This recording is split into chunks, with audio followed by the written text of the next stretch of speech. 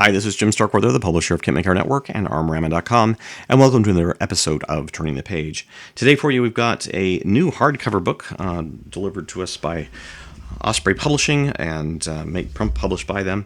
And this is Thomas Anderson's The History of the Panzerwaffe, I guess, Waffe, but Volume 1, 1939 to 1942. Thomas is a scale modeler, so this book is obviously a history book, but it's written obviously by someone who does scale modeling, so there should be some interesting insight, I'm sure, there. The book is, how many pages? 304 pages, I believe. If I'm reading the little thingy right. Yeah, about 304 pages. The cost in American is $40, and in Canada is $50.95. No cost for overseas was provided, but I'm sure it is available in Europe as well. Oh, in the UK it's £30. So, all right, let's quickly take a look at the table of contents. The book is printed in very kind of hard stock paper. I mean, they're not really.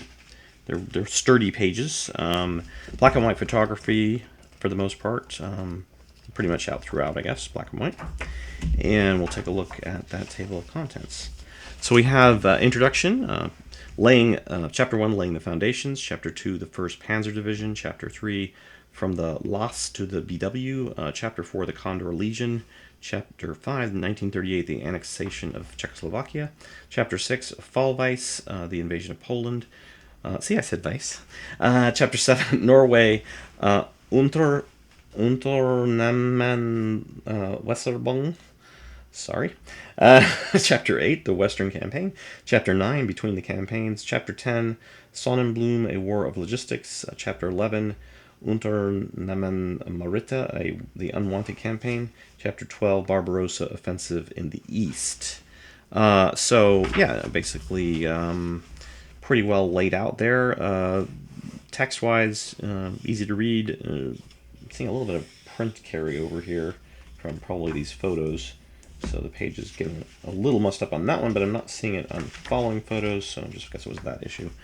But yeah, they've got nice subcaptions for each of the photos. Like, for instance, in this one says, a rebuilt Mark IV of the Sturmpanzer Kraftwagen Abelung Butte parked on a street in Armentières, France, shortly before the type was first used in combat by German forces during March 1918. Any success was limited due to the usage of inexperienced crews who had been sufficiently trained in tank tactics. NARA in parentheses.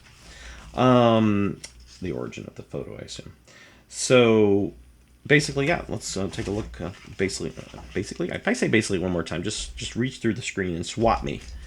Sometimes I don't know why my brain works this way. All right, so you can see that the photos are of good quality.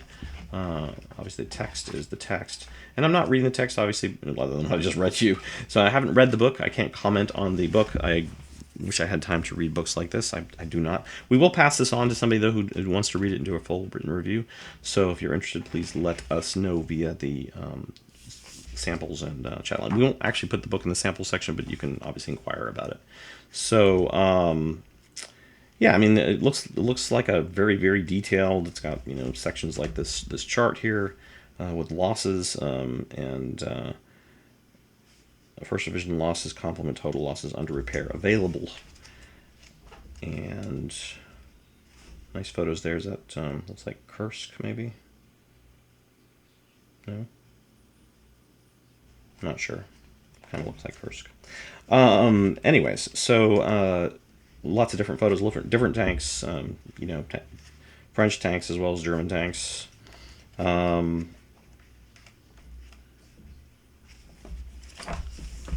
What more do I want to say about it?